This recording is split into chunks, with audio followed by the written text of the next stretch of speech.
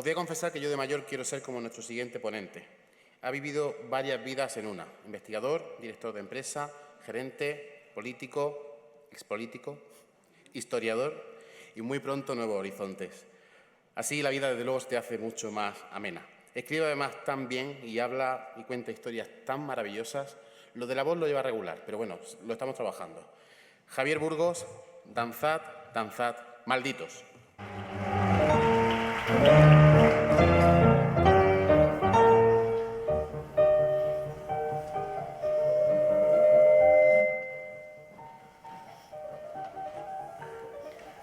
Esto que estáis escuchando es la sonata para dos pianos en re mayor, KV 448, de Wolfgang Amadeus Mozart. Es una de las pocas composiciones en la historia de la música que está dirigida para dos pianos. Y la escribió Mozart, y es una composición en 3 movimientos, y la escribió con tan solo 25 años. Os invito a que la escuchéis y convendréis conmigo que es de una enorme belleza.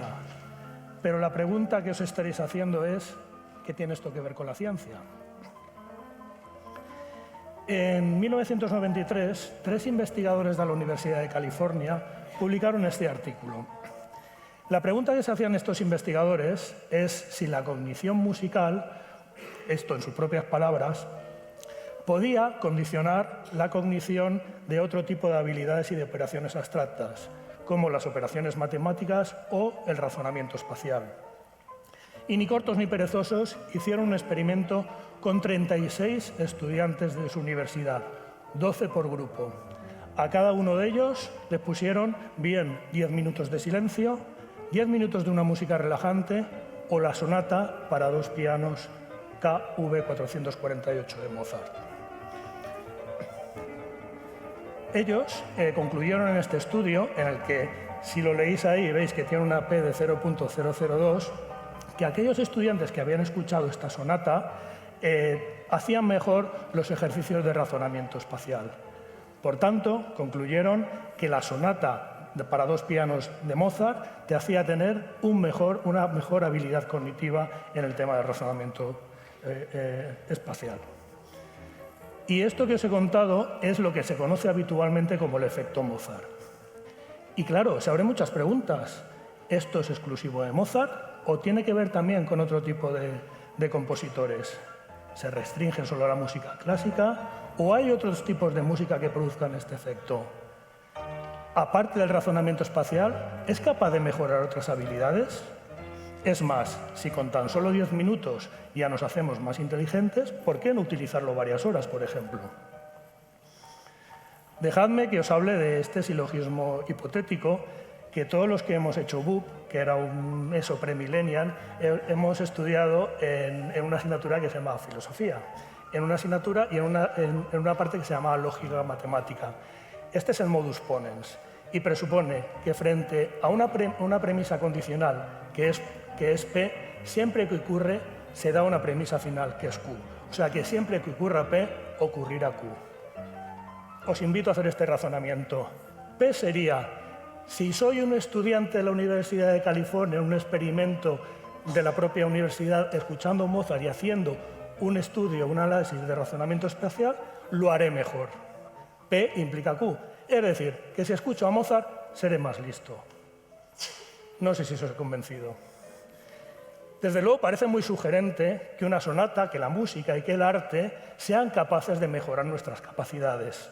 Pero hay que ser cuidadoso y hay que ver los resultados pues bien vistos y, por supuesto, tomarlos con mucha cautela. Los que seáis padres en esta sala habréis utilizado seguramente el Baby Mozart y probablemente os estaréis recordando del efecto Mozart que os acabo de contar. Claro, si a nuestro hijo le ponemos música de Mozart, será más listo. ¿Y por qué? En vez de hacerlo en estudiantes de la Universidad de California, pues hagámoslo incluso en bebés o incluso antes de nacer y pongámosle horas Mozart. Así sabremos que tenemos la seguridad que serán más listos. Pero ojo, hagamos también un Baby Beethoven. ¿Por qué los seguidores de Beethoven no pueden tener también estos beneficios? Pero es que además, si tu equipo de publicidad de tu compañía es bueno, llamamos Baby Einstein a todo esto. 3 genios en uno, Mozart, Beethoven y Einstein, por el mismo precio, unos 20 euros. Estaréis de acuerdo también que estamos frente a una ilusión óptica, como en este cuadro de Escher. El mensaje de todo esto es que tenemos que ser, como os decía, cuidadosos, que los resultados que obtenemos en los experimentos hay que replicarlos y hay que poder responder solamente lo que le preguntemos a los experimentos sin hacer elucubraciones más allá. Esta parte que os he contado, os he explicado que la música podría ser un ángel, podría tener unos efectos beneficiosos sobre el razonamiento espacial en este caso y sobre las habilidades cognitivas de las personas. Pero, ¿la música podría ser un demonio?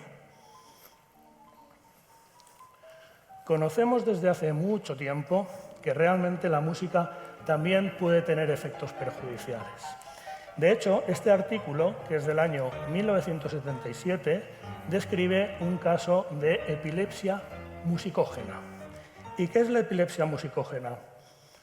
Pues es una epilepsia que no existen demasiados casos, pero conocemos desde hace, décadas, casos de estos tipos de epilepsia.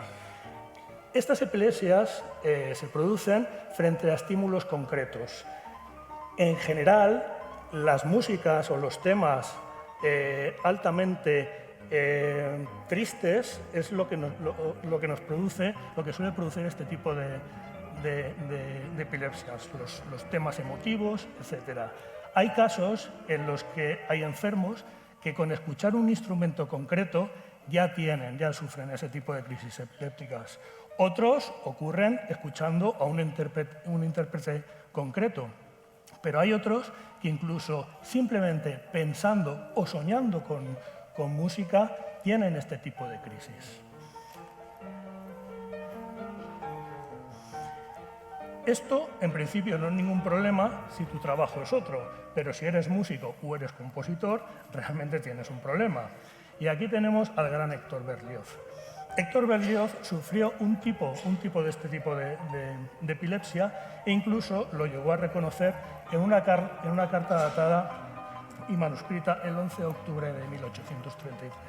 Sabemos que Héctor Berlioz sufría este tipo de epilepsia. Y Héctor Berlioz, una de las grandes obras que hizo fue la Sinfonía Fantástica. Os invito también a que escuchéis esta sinfonía, porque, por supuesto, es maravillosa, pero sobre todo porque percibiréis una tenebrosidad y una oscuridad latente en esta obra. Esta obra tiene 5 movimientos, con estos nombres: Sueños y pasiones, Un baile, Escena en el campo, La marcha al suplicio y Sueños de una noche aquelarre. Asusta, ¿eh? Héctor Berlioz subtituló a esta sinfonía Episodio de la vida de un artista en 5 partes. La pregunta que nos hacemos es: ¿quién era ese artista? Tal vez era el mismo, tal vez no. Desde luego puede ser que esté lucubrando. Juguemos a esto.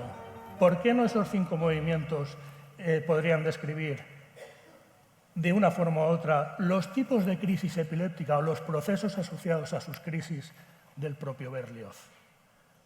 Cabe la posibilidad.